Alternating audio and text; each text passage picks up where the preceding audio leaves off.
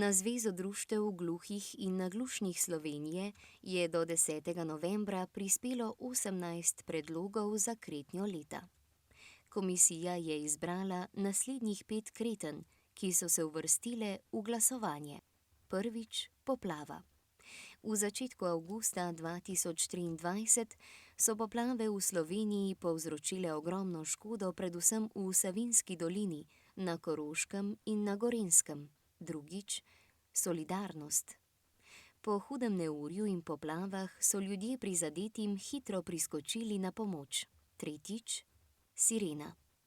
O sireni je bilo veliko govora med osebami z izgubo sluha, kajti če se zgodi naravna nesreča ali grozi nevarnost, osebe z izgubo sluha ne slišijo opozoril za nevarnost. Četrtič, etimološki slovar.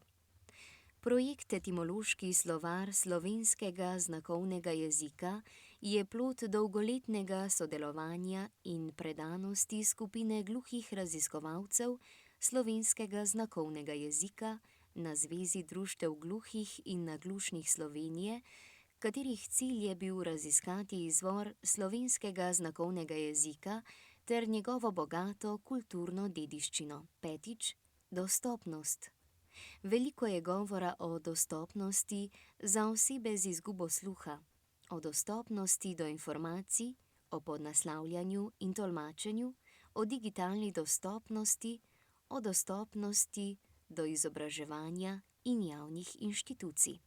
Zdaj ste na vrsti vi, da do 7. januarja 2024 na naslednji povezavi glasujete za kretnjo leta.